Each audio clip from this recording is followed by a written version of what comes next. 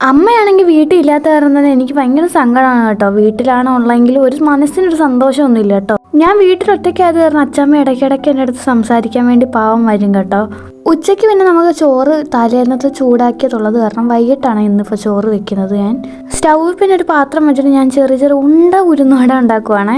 ഉഴുന്നുവട എന്നൊന്നും പറയാൻ പറ്റത്തില്ല, അമ്മ ഇതേപോലെ മാവ് അരച്ച് വെച്ചിട്ട് പോയായിരുന്നു. അടുപ്പാണെങ്കിൽ കത്തിക്കാൻ ഞാൻ ഇന്ന് കുറേ കഷ്ടപ്പെട്ട് കേട്ടോ. ഞാനൊന്ന് അപ്പുറത്തോട്ട് പോകുമ്പോഴത്തേക്ക് തീയാണെങ്കിൽ പിന്നെ ഞാൻ കത്തിക്കും, അങ്ങനത്തെ ഒരു അവസ്ഥയായിരുന്നേ.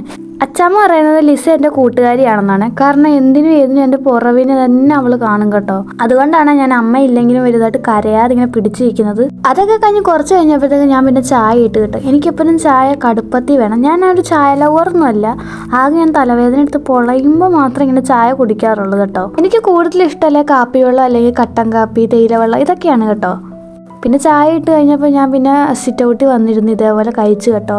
ഇന്ന് പിന്നെ വലിയ പണി ഇപ്പോഴില്ലെങ്കിലും എൻ്റെ അനിയൻ വരുമ്പോൾ മീനൊക്കെ വാങ്ങിക്കൊണ്ട് വരും കേട്ടോ. പിന്നെ ഞാൻ അരിയൊക്കെ ഊറ്റി അത് കഴിഞ്ഞ് പിന്നെ വിളക്കൊക്കെ ഞാൻ കഴുകി വെച്ച് കേട്ടോ. അപ്പോൾ ഞാനൊരു കാര്യം ഓർത്ത്, എനിക്ക് എപ്പോൾ വിളക്ക് കത്തിച്ചാലും ഞാൻ അമ്മയുടെ കാര്യം ഓർക്ക് കേട്ടോ. ഒരു +1 പഠിക്കുന്ന സമയത്ത് ഞാൻ ഇങ്ങനെ വിളക്ക് കത്തിച്ചിട്ട് ഇങ്ങനെ ഇരുന്നപ്പോൾ എൻ്റെ ഡ്രസ്സിലാണെങ്കിൽ അമ്മയുടെ ഒരു വലിയ പൊട്ടൊട്ടിയിരുന്നു കേട്ടോ. ഞാനത് എടുത്തിട്ട് ഭയങ്കരമായിട്ട് കരഞ്ഞു കേട്ടോ വിളക്കിൻ്റെ മുന്നിലിരുന്ന്. ഹോസ്റ്റലിൽ പോയി നിന്നാലും ഇങ്ങനെ അകന്ന് നിന്നാലും എനിക്ക് വലിയ കുഴപ്പമില്ല.